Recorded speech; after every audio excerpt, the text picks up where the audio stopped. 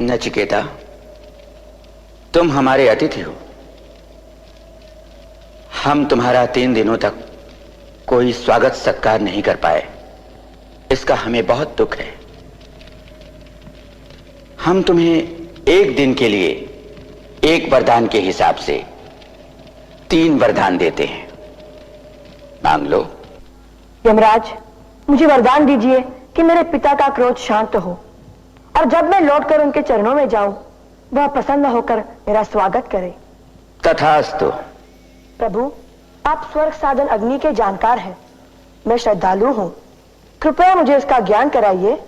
नचिकेता, मैं स्वर्गीय अग्नि को जानता हूं। यह अग्नि अनंत लोगों की सत्ता प्राप्त करने का साधन है, सत्ता का आधार है।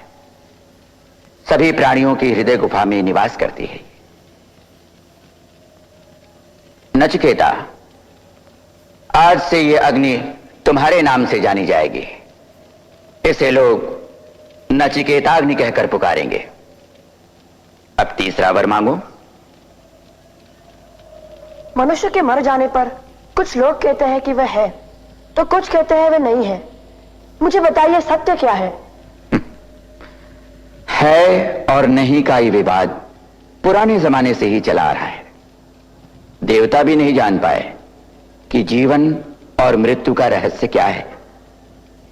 नचिकेता, तुम कोई दूसरा वर मांग लो। इस प्रश्न को हमारे लिए ही छोड़ दो। महाराज, इस विषय के जानकार आप ही हैं। आप ही समझा सकते हैं, दूसरा कोई नहीं। और इस वर के सामने दूसरा वर है भी तो नहीं। नचिकेता, तुम कोई और वर मांग लो। 100 वर्षों की दीर्घायु वाले पुत्र मांग लो। हाथी घोड़े मांगो, धरती मांगो, चाहो तो अपने लिए दीर्घायु मांग लो। नहीं महाराज। तुम कुछ और मांग लो। मृत्युलोक में इच्छाओं को पूरा करना असंभव हो, ऐसी कोई चीज मांग लो, हम दे देंगे। पर मृत्यु का रहस्य हमसे न पूछो। इच्छा पूरी होने का सुख कितनी देर टिकेगा? जब जीवन ही इतना छोटा है तो सुख कितना होगा? नहीं महाराज, आप मुझे यही वर दीजिए। मृत्यु का रहस्य खोलकर समझाइए। नचिकेता, इसके 2 ही रास्ते हैं, एक श्रेय का, आनंद का, और दूसरा क्षणिक सुख का। दोनों ही मनुष्य को आकृष्ट करते हैं, पर विचारवान मनुष्य सभी दृष्टियों से सोच समझकर क्षणिक सुख को नहीं, श्रेय को ही चुनता है।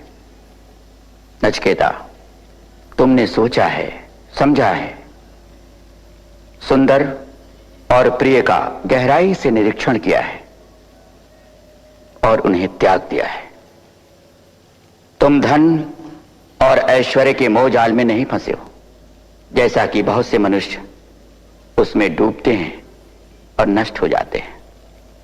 नचिकेता, मुझे बहुत संतोष है कि तुम सत्य में निष्ठा रखते हो। मैं कामना करता हूं कि मुझे वैसा ही प्रश्नकर्ता मिले जैसा कि तुम हो।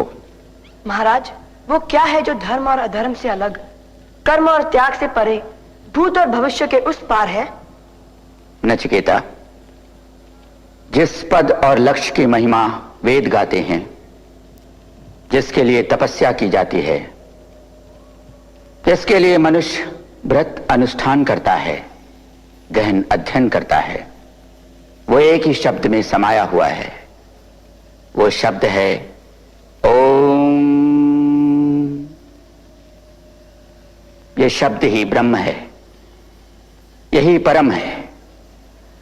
जो इसे जान लेता है उसकी सारी इच्छाएं पूरी हो जाती हैं।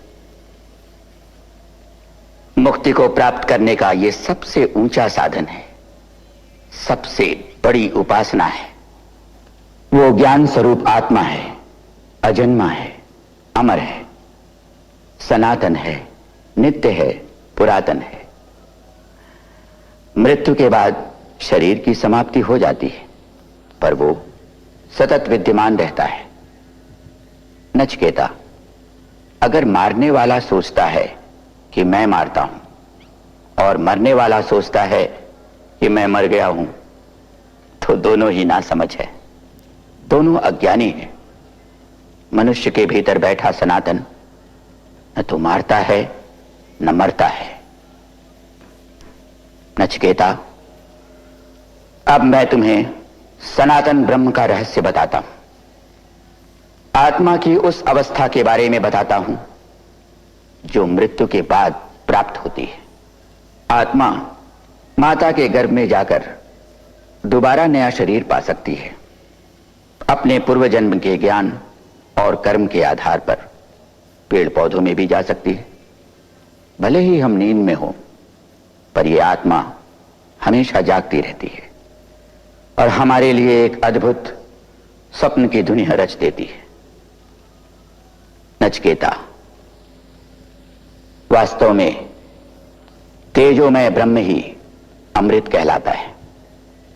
समूची सृष्टि इसी ब्रह्म में स्थित है, इससे परे कुछ भी नहीं। जब विवेकशील मनुष्य को पता चलता है कि इंद्रियां आत्मा से अलग हैं, इसका उदय और अस्त उसी पर निर्भर करता है, तो उसका शोक जाता रहता है। नचिकेता, इंद्रियों से बड़ा है मन, मन से ऊंची है बुद्धि, बुद्धि से महान है आत्मा, और आत्मा से ऊंचा है अव्यक्त, और अव्यक्त से भी बहुत बड़ा है पुरुष।